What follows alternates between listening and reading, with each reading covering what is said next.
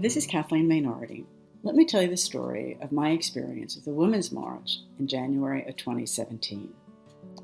470,000 women descended upon Washington, D.C. on January 21st, 2017.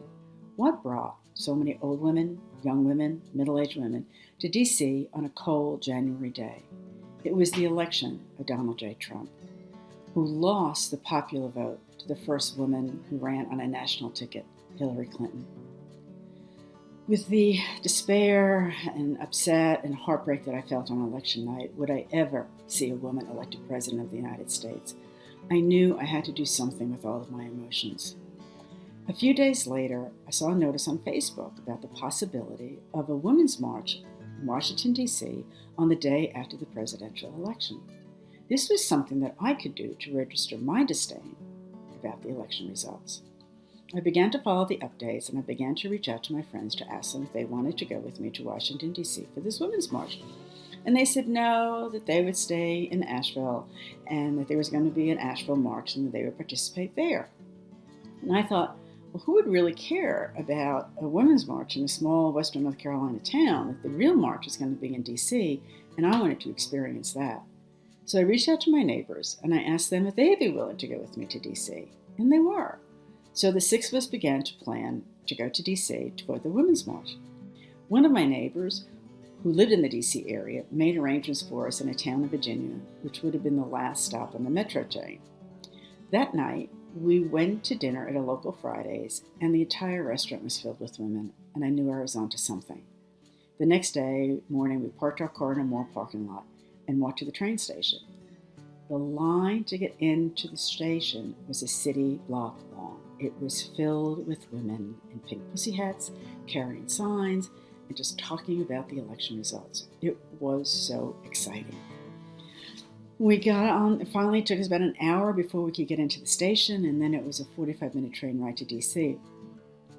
Got on the train, and one of the stops on the train line was at the National Airport.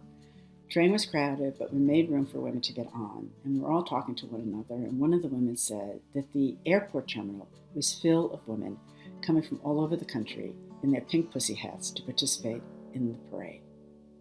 We exited the train at the Smithsonian station and walked up to the street. When I got to the street, I couldn't believe what I was seeing. It was jammed with women. Old women, young women, black women, brown women, white women, all wearing pussy hats, carrying in signs from their churches, their colleges, their sororities, their cities, their towns. It was just overwhelming. It was so exciting. So the six of us began to walk around to see what was going on and just to enjoy the energy of all these women. We wound up at the mall, and the mall began to fill up with women. And then, in a little bit, we saw that there were a group of women who were beginning to organize themselves, and they were beginning to march. So we joined them. And the chanting began. What does democracy look like? This is what democracy looks like. And my favorite, we need a leader, not a creepy tweeter.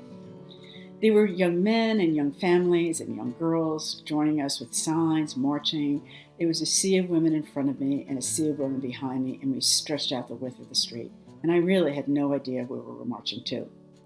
But I began to notice that at some point, the line of women separated and then came together again. When I reached that point, there was a table that had been set up in the middle of the street, and there were people who were handing out anti-abortion literature. Everybody just made a wide berth around the table and came together again. It was at this point that I began to look around to see where was there any security. Having grown up in New York City, I participated in St. Patrick's Day parades, watched my share of Puerto Rican Day parades and Israeli Day parades, and the mother of all New York parades, the Thanksgiving Day parade. And you always saw uniformed police officers on street corners, on horseback, and I'm sure there were undercover police watching the crowds. As I scanned the area, I didn't see one uniformed D.C. police officer, a Capitol police officer, or a federal police officer. And it's an honor to say, with 470,000 women, there was not one incident that required police action.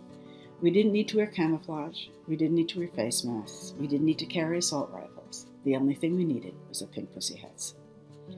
When the march ended at the Lincoln Memorial, I did see federal police officers. And they were the Lincoln Memorial was closed, and they were guarding it, and there were men that were taking down scaffolding. I guess there was a concert the night before. It wasn't until that evening that I was watching the news coverage that I began to understand the impact that all of those women had marching in Washington, D.C. to show their displeasure with the election. And it renewed my hope that I would live long enough to see a woman elected president of the United States. As a result of the Women's March, we had the Me Too movement. More women were elected to Congress in 2018 than ever before, and there's this wide swath of suburban women who are going to make a profound influence on the 2020 election. The strength and the determination of the 470,000 women who marched in Washington, D.C. on that January day will forever be a defining moment for me, and I'm so glad I was able to share it with my neighbors.